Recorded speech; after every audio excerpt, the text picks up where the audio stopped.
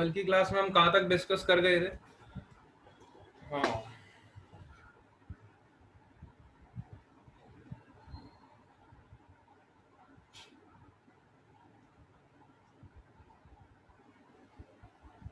अच्छा अभी अभी क्लास खत्म हुआ, वर्षिल बोल रहा है। ठीक है, कोई बात नहीं। खाली आज का इशू आया है हमको, कल से हमारा वही टाइम रहेगा रेगुलर 10 बजे वाला। ठीक है, कल से हमारा वही टाइम रहेगा, रेगुलर क्लास चलेगा। सिर्फ आज का इशू था तो वो आज इसलिए आपका 9 बजे का टाइम किया था। ठीक है, चलो। तो कल हम क्या पढ़ चुके थे?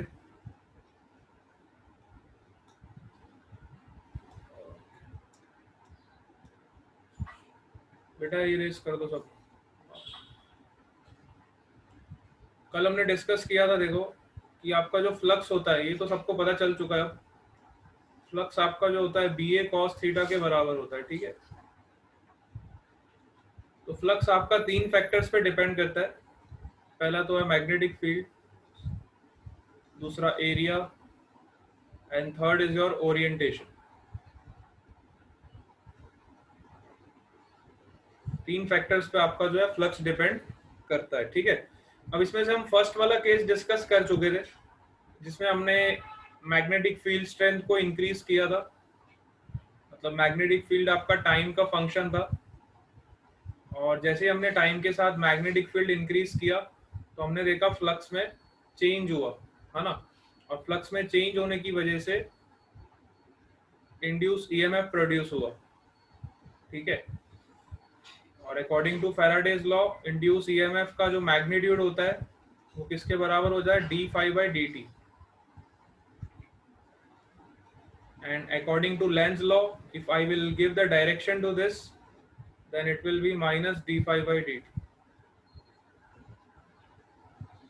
ठीक है, तो ये वाला पार्ट हमने डिस्कस कर लिया था कि जब भी हम मैग्नेटिक फील्ड स्ट्रेंथ को इंक्रीज करते हैं, तो मैग्नेटिक फील्ड स्ट्रेंथ को इंक्रीज करने की वजह से आपका फ्लक्स में चेंज होगा, और जब फ्लक्स में चेंज प्रोड्यूस हुआ तो ईएमएफ प्रोड्यूस हुआ।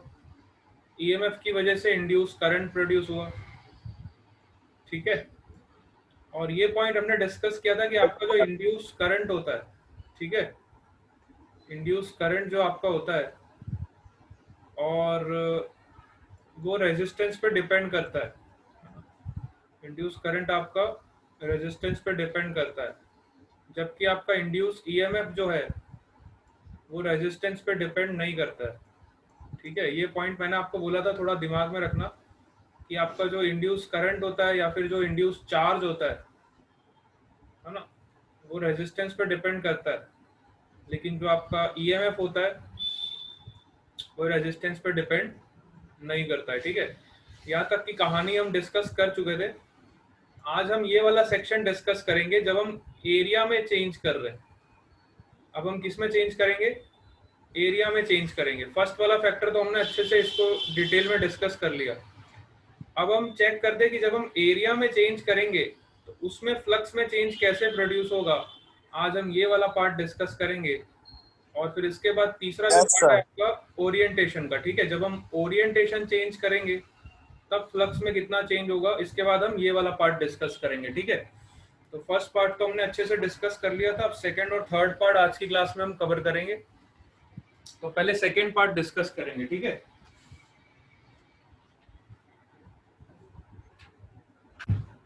तो सेकंड पार्ट पे आ जाओ सबसे पहले।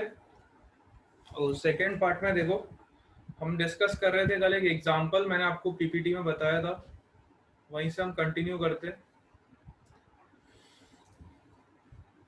By changing the area of the coil available in the magnetic field. देखो अभी ये वाले केस में हम एरिया को चेंज कर रहे हैं, मैग्नेटिक फील्ड को कांस्टेंट रख रहे हैं, है ना।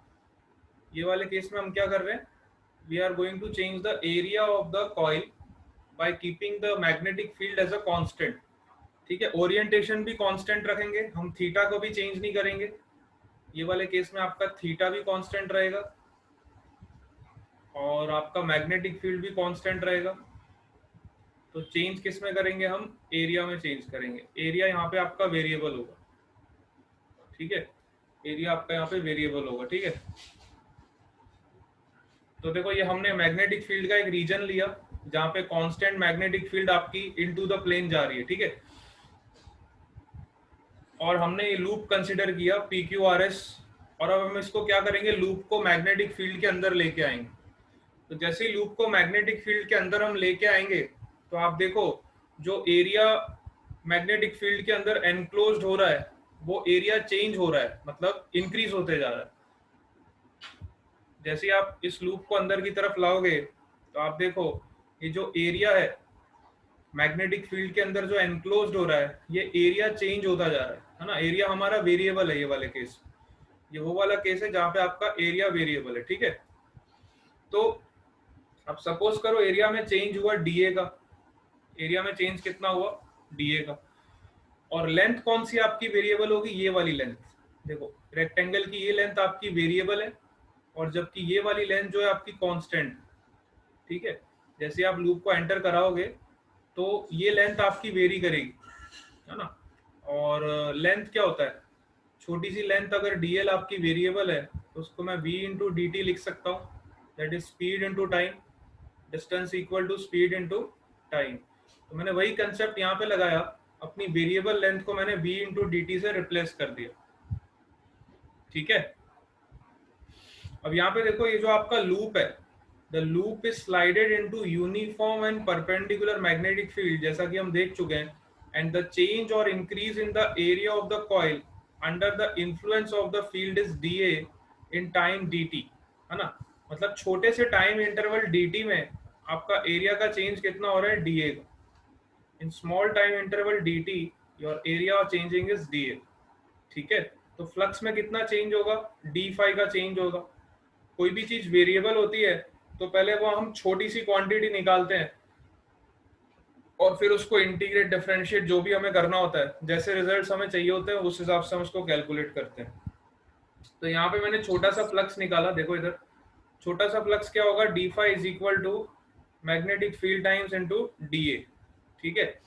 अब डीए को मैं क्या लिखूंगा, देखो इस कॉइल का एरिया कितना होगा, v d t into l, है ना, v d t into l. तो मैंने वही किया, इस एरिया को लिख दिया डीए को v d t into l, ठीक है। तो यहाँ से आपको डी फाई का वैल्यू मिल गया, है ना, ये आपका डी फाई का वैल्यू है। और हमें फैराडे का लॉ पता है, ईएमएफ क्या होता है, d phi by d t. तो बस वहां से मैंने मैग्नीट्यूड निकाल दिया, खेल खत्म हो गया। यहाँ पे ईएमएफ आपका कितना आ गया, माइनस बी एल वी। इस ईएमएफ को हम बोलते हैं मोशनल ईएमएफ। इस ईएमएफ को हम क्या बोलते हैं, मोशनल ईएमएफ। मोशनल ईएमएफ इसलिए बोला जाता है क्योंकि ये कॉइल के मोशन के द्वारा प्रोड्यूस हुआ है ना। हमने कॉइल का मूवमेंट कराया है, उसको मोशन दिया इस तरफ, और उसकी वजह से इस कॉइल में इंड्यूस ईएमएफ प्रोड्यूस हुआ है। अच्छा, अब इंड्यूस ईएमएफ प्रोड्यूस हुआ तो इंड्यूस करंट भी प्रोड्यूस होगा, है ना। इंड्यूस करंट का डायरेक्शन क्या होगा बताओ। हाँ, इंड्यूस करंट का डायरेक्शन आप लोग बताओगे, क्योंकि आप लोग लेंज लॉ सब लोग पढ़ चुके हो। तो लेंज लॉ लगाओ और बताओ मेरे को कि इसमें इंड्यूस करंट किस डायरेक्शन में प्रोड्यूस होगा। Apply the Lenz law and identify in which direction induced current produced in this coil.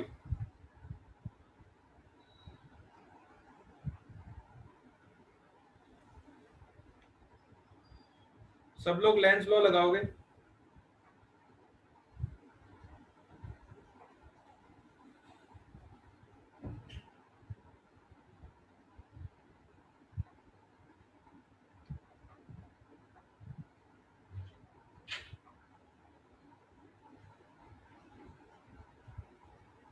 हाँ बताओ, एंटी क्लॉकवाइज। देखो कुश पटेल ने आंसर दिया एंटी क्लॉकवाइज, है ना।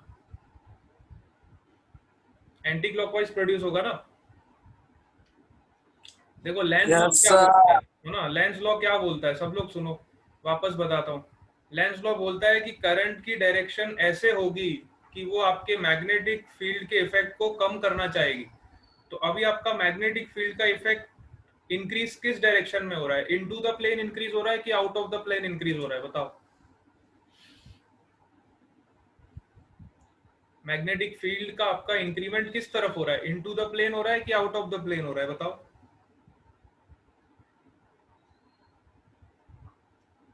इनटू द प्लेन हो रहा है, वेरी गुड। तो करंट ऐसे प्रोड्यूस होगी कि वो जो इनटू द प्लेन आपकी मैग्नेटिक फील्ड जा रही है वो उसके इफेक्ट को कम करना चाहेगी, मतलब बाहर की तरफ आपकी मैग्नेटिक फील्ड आनी चाहिए। तो बाहर की तरफ मैग्नेटिक फील्ड को प्रोड्यूस करने के लिए मुझे इस कॉइल में करंट एंटी क्लॉकवाइज लगाना पड़ेगा, तभी आपकी मैग्नेटिक फील्ड इस कॉइल की वजह से बाहर की तरफ जनरेट होगी और वो ये एग्जिस्टिंग मैग्नेटिक फील्ड को अपोज करेगी। क्या करेगी? अपोज करेगी। ये लेंज का लॉ है। लेंज लॉ यही बोलता है कि जो भी मैग्नेटिक फील्ड एक्सटर्नल हम सप्लाई करते हैं और उसमें हम किसी भी कंडक्टर या कॉइल का मूवमेंट कराते हैं तो उसमें इंड्यूस ईएमएफ ऐसे प्रोड्यूस होगा कि वो उस चेंज को अपोज करेगा। उस चेंज को क्या करेगा? अपोज करेगा। तो इसलिए आपका कॉइल में जो करंट फ्लो होगा वो एंटी क्लॉकवाइज डायरेक्शन में फ्लो होगा। बहुत बच्चों को डायरेक्शन निकालने में अभी भी दिक्कत आती है, इसलिए मैं इस पॉइंट को फिर से बताता हूँ। लेंज लॉ लगाओ, कोई कंफ्यूजन नहीं होगा आप। अब सपोज करो मैं कॉइल को बाहर की तरफ ले जाता, अंदर की तरफ ले आया। अगर बाहर की तरफ ले जाता तो करंट कहाँ फ्लो होता बताओ?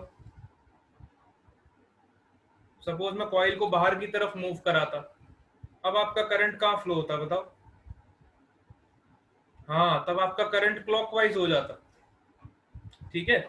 अगर आपकी कॉइल पहले से ही मैग्नेटिक फील्ड में प्रेजेंट है और आपको मैग्नेटिक फील्ड के रीजन से उसको बाहर की तरफ निकालोगे तो आपका करंट का डायरेक्शन क्लॉकवाइज हो जाए। ठीक है, चलो ये पॉइंट आप लोगों को क्लियर है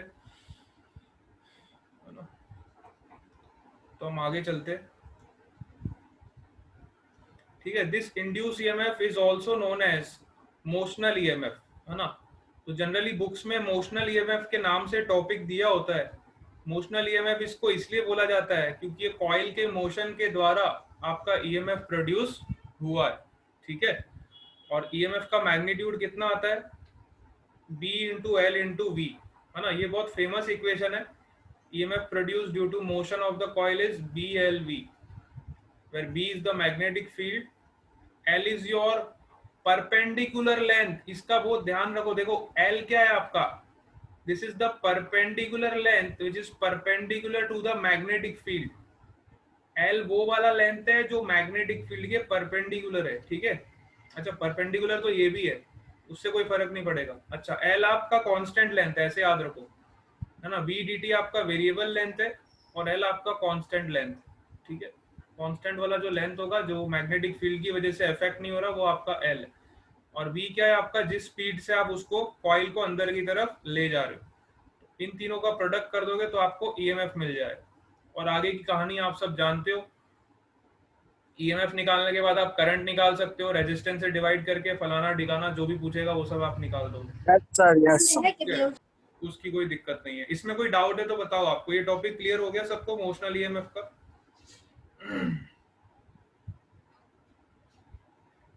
all of you clear up to this point?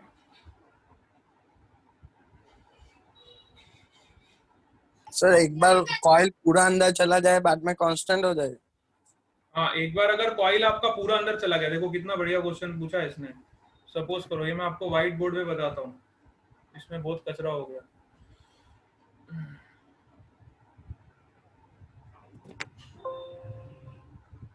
Suppose करो एक बार आपका कॉइल पूरा अंदर चला गया ना, ये आपका मैग्नेटिक फील्ड का रीजन है।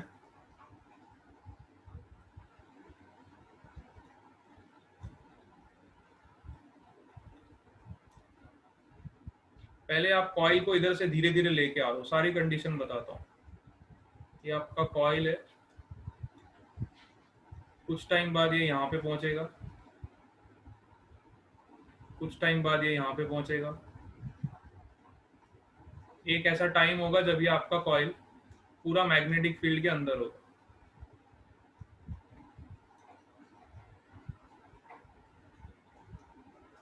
ठीक है, तो ये वाला पॉइंट सपोज करो, ये पोजीशन मान लेता हूं जब आपका कॉइल पूरा मैग्नेटिक फील्ड के अंदर है। तो इस इंस्टेंट पे क्या होगा? इस इंस्टेंट पे आपकी जो मैग्नेटिक फील्ड होगी वो कांस्टेंट हो जाएगी इस एरिया में। इस इंस्टेंट पे आपका एरिया कांस्टेंट हो गया, देखो। ठीक है, अब आप इसको कितना भी अंदर मूव कराओ, अब आप इसको यहाँ से लेके यहाँ तक कहीं भी मूव कराओ, इस कॉइल को आप इस रीजन में किधर तक भी मूव कराओ, तो भी आपकी मैग्नेटिक फील्ड लाइंस तो कांस्टेंट ही है ना, इतनी पास होगी, जितनी इसमें से पास हो रही थी उतनी इसमें से पास होगी। तो जब आप अपने कॉइल को ये वाली पोजीशन से, इस पोजीशन को मैं 1 बोलता हूँ, इसको 2 बोलता हूँ, इसको 3 बोलता हूँ, इसको 4 बोलता हूँ, जब आप अपनी कॉइल को पोजीशन नंबर 3 से पोजीशन नंबर 4 पे ले जाओगे, तो इसमें कोई मैग्नेटिक फील्ड का चेंज नहीं होगा, इसमें एरिया का भी चेंज नहीं होगा, और इसमें ओरिएंटेशन का भी चेंज नहीं होगा। जब तीनों में से कोई भी पैरामीटर आपका चेंज नहीं हो रहा है, तो आपका कोई भी फ्लक्स में चेंज नहीं होगा। तो फ्लक्स में अगर चेंज नहीं होगा, तो ये पोजीशन से ये पोजीशन में आपका कोई भी ईएमएफ प्रोड्यूस नहीं होगा। ठीक है, समझ आया?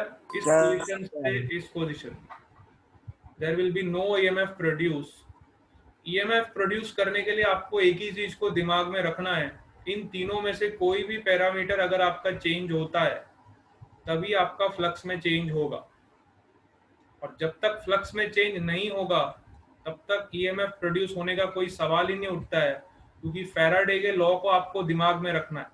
फैराडे का लॉ यही बोलता है कि फ्लक्स का चेंज तीन ही फैक्टर्स पे डिपेंड करता है। पहला आपका मैग्नेटिक फील्ड, पूरे चैप्टर में देखो मैं एक ही बात रिपीट कर रहा हूँ, और ये एक ही बात जो ढंग से समझ गया उसको पूरा चैप्टर का गेम समझ आ जाएगा कि चैप्टर किस पे चल रहा है। पूरा चैप्टर जो है ना आपका मोशनल ईएमएफ, ईएमएफ इंडक्शन, ये तीन फैक्टर पे ही खेलेगा। जिसको ये तीन चीजें अच्छे से क्लियर हो गई, वो इस चैप्टर में कहीं से भी क्वेश्चन को निकाल देगी। समझ आया आपको? चलो आगे चलते हैं, सर है ना। बहुत बढ़िया क्वेश्चन था। कई बच्चों के मन में ऐसा डाउट आता है, ऐसे कोई भी डाउट आते जाए तो आप बीच बीच में मेरे को पूछते जाया करो, है ना, हम वो भी क्लेरिफाई करते जाएंगे।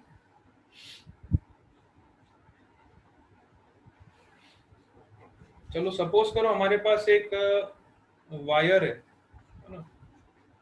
अभी हमने लूप लिया था, अब हम वायर की बात करते हैं।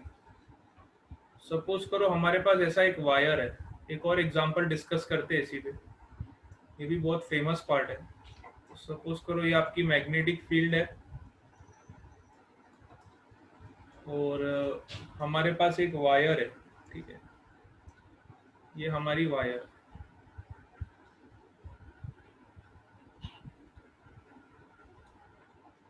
अब हमने इस वायर को ना मैग्नेटिक फील्ड से बाहर की तरफ ले जा रहे है ना। पहले हम अंदर की तरफ ले जा रहे थे, अब हम इस वायर को मैग्नेटिक फील्ड से बाहर की तरफ ले जाए। तो सपोज वायर का लेंथ आपका L है, इस वायर का लेंथ आपको गिवन है।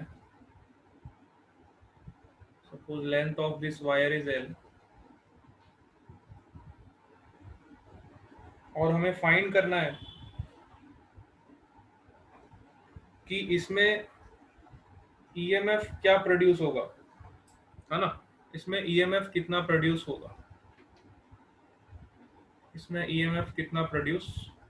Suppose we have to calculate the EMF in this wire of length L, which is moving with a velocity v in the uniform magnetic field which is into the plane. ठीक है, this is your uniform magnetic field which is into the plane. तो पहले तो मुझे ये बताओ कि इस वायर में करंट कैसे फ्लो करेगा। इस वायर में करंट कौन सी डायरेक्शन में फ्लो करेगा, नीचे से ऊपर कि ऊपर से नीचे, ये कैसे फाइंड करेंगे।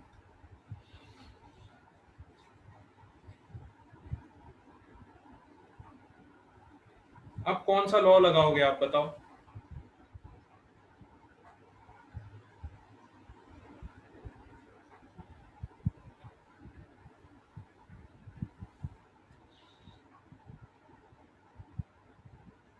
No current will flow. कितने बच्चे बोलते हैं कोई करंट फ्लो नहीं करेगा।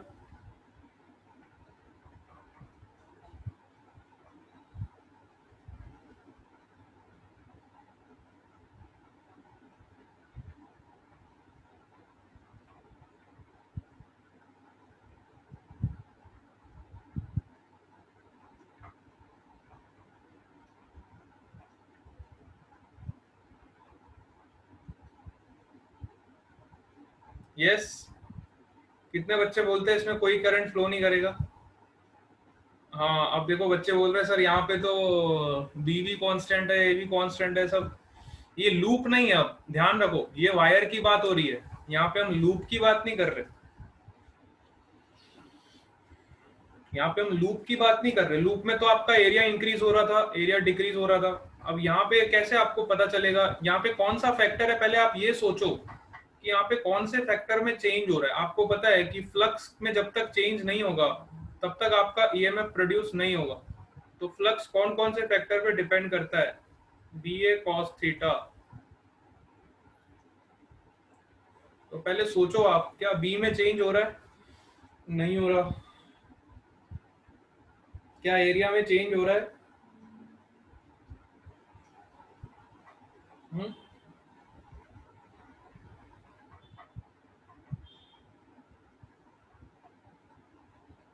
नहीं हो रहा। क्या थीटा में चेंज हो रहा है?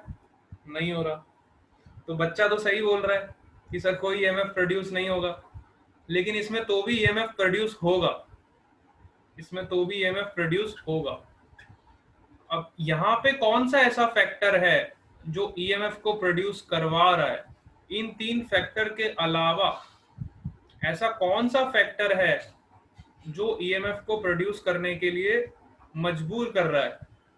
तो वो आपको फिर बेसिक पे जाना पड़ेगा, जो बेसिक कंसेप्ट हम मैग्नेटिज्म में ऑलरेडी पढ़ चुके, है ना। मैग्नेटिज्म में मैंने आपको बताया था कि जब वो सपोज करो ये वायर है, वी वेलोसिटी से आगे जा रही है और मैग्नेटिक फील्ड अंदर है, तो इस वायर पे एक मैग्नेटिक फोर्स लगेगा which is Q into v cross B.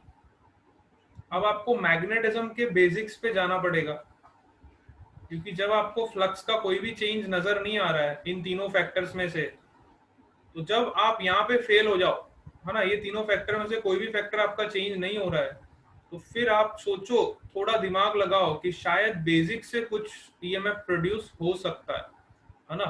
थोड़ा बेसिक पॉइंट ऑफ व्यू से हमें सोचना चाहिए।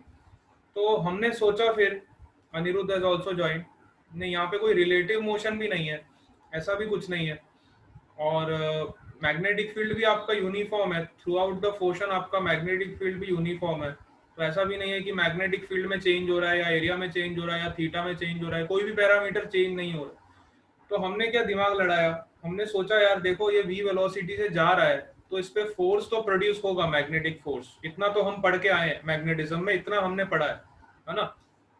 ये कंसेप्ट हम सबने पढ़ा है कि जब भी कोई पार्ट या एलिमेंट या कोई कॉइल आपका मूव करता है यूनिफॉर्म मैग्नेटिक फील्ड में, तो उस पर एक मैग्नेटिक फोर्स प्रोड्यूस होता है ना, इतना हम सबको पता है। तो हम मैग्नेटिक फोर्स का हमने दिमाग लगाया, तो हमने देखा इस पे प्रोड्यूस हुआ Q into v cross b, है ना। अब सपोज करो आपका चार्ज इलेक्ट्रॉन के चार्ज के बराबर है, तो इसमें फोर्स कितना प्रोड्यूस होगा, which is E into v cross B.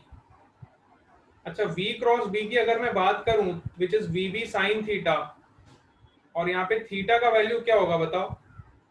यहाँ पे जो थीटा है, ये थीटा अलग है, देखो इस थीटा को इस थीटा से कंपेयर मत करो, ये आपका वेलोसिटी वेक्टर और मैग्नेटिक फील्ड वेक्टर के बीच का एंगल। तो वेलोसिटी आपकी आगे जा रही है और मैग्नेटिक फील्ड आपकी इनटू द प्लेन, तो ये वाला थीटा आपका कितना होगा? ये थीटा आपका 90 होगा, वेरी गुड, है ना। 90। हाँ बहुत बढ़िया, ये थीटा अलग है, उसको उससे कंफ्यूज मत कर देना। ये थीटा आपका 90 डिग्री होगा, क्योंकि वो वेलोसिटी वेक्टर और मैग्नेटिक फील्ड वेक्टर के बीच का एंगल है ना। तो यहाँ से आपका फोर्स कितना आ जाएगा, EVB, ठीक है, EVB आपका मैग्नेटिक फोर्स होगा। अच्छा, मैग्नेटिक फोर्स का डायरेक्शन कहाँ होगा ये बताओ? ये कैसे निकालते थे हम? V क्रॉस B का डायरेक्शन कैसे आता था? ऊपर की तरफ, ऊपर की तरफ आ रहा है ना सबका, हाँ अपवर्ड्स की तरफ आ रहा है, वेरी गुड, है ना। तो इसका मतलब आपका जो मैग्नेटिक फोर्स है वो अपवर्ड डायरेक्शन में लग रहा है, मैग्नेटिक फोर्स आपका अपवर्ड डायरेक्शन में लग रहा है। इसका मतलब आपका जो इलेक्ट्रॉन है वो नीचे से ऊपर मूव करेगा, आपका इलेक्ट्रॉन जो है वायर में वो नीचे से ऊपर जाएगा, और जब आपका इलेक्ट्रॉन ऊपर जाना स्टार्ट करेगा तो ऊपर की तरफ नेगेटिव चार्ज कंडक्ट होना शुरू हो जाएगा, नीचे की तरफ पॉजिटिव चार्ज जनरेट होना शुरू हो जाएगा। सॉरी, इलेक्ट्रॉन आपका ऊपर जाएगा नीचे जाएगा?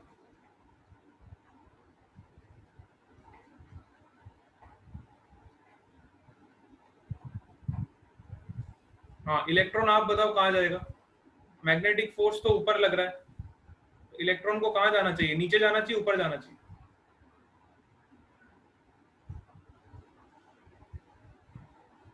नेगेटिव चार्ज पे फोर्स तो नीचे लगेगा ना। मैग्नेटिक फोर्स आपका ऊपर है तो इलेक्ट्रॉन कहाँ जाएगा? इलेक्ट्रॉन नीचे जाएगा। वेरी गुड, बिल्कुल सही जवाब।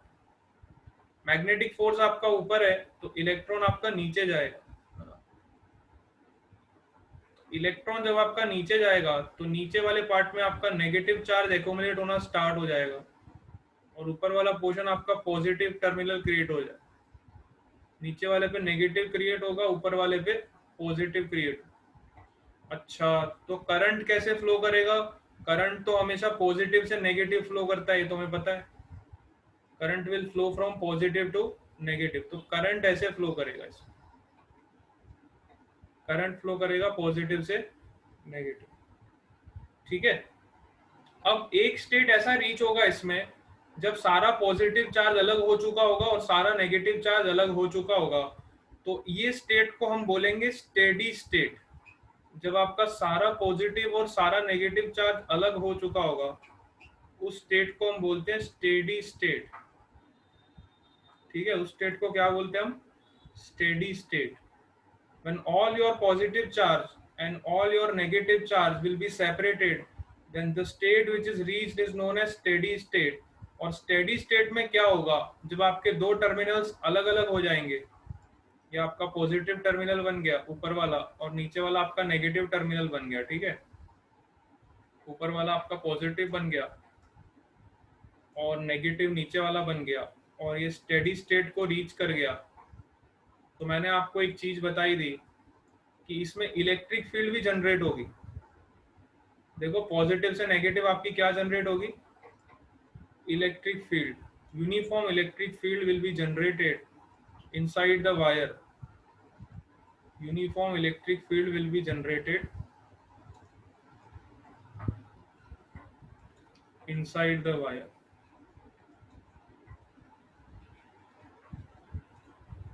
है ना। वापस एक बार बताता हूँ, चलो फिर से रिपीट करते हैं, बच्चों को बड़ा मजा आया। ये कंसेप्ट काफी अच्छा कंसेप्ट है। स्टार्टिंग से बताता हूँ, चलो एक बार डायग्राम हम फिर से बनाते हैं। ये समझने की चीज है इसलिए फिर से रिपीट करता हूँ, है ना। सबको फिर से बताता हूँ, देखो स्टार्टिंग से फिर से समझते हैं ना। सपोज करो हमारे पास एक वायर है,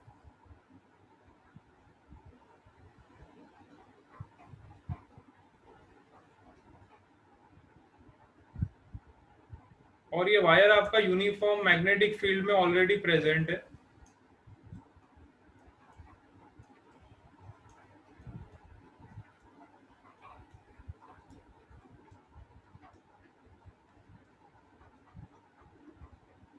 अब हमने क्या किया, इस वायर को आगे की तरफ एक वेलोसिटी दी।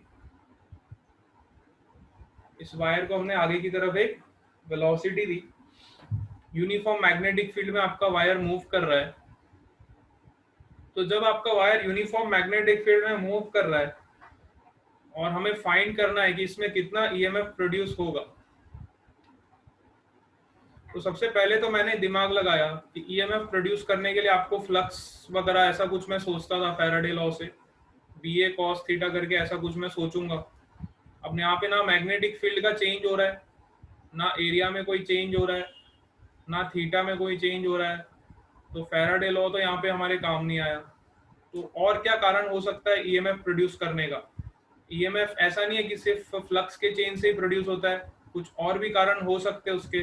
तो फिर मैंने सोचा और मैंने मैग्नेटिज्म का बेसिक लगाया, तो मुझे पता चला when a conductor is moving with a uniform velocity in a uniform magnetic field, then a force, magnetic force will be generated which will be equal to q into v cross b, ठीक है। the magnetic force which is produced by this motion is q into v cross b। तो मैंने ऐसा कुछ दिमाग लगा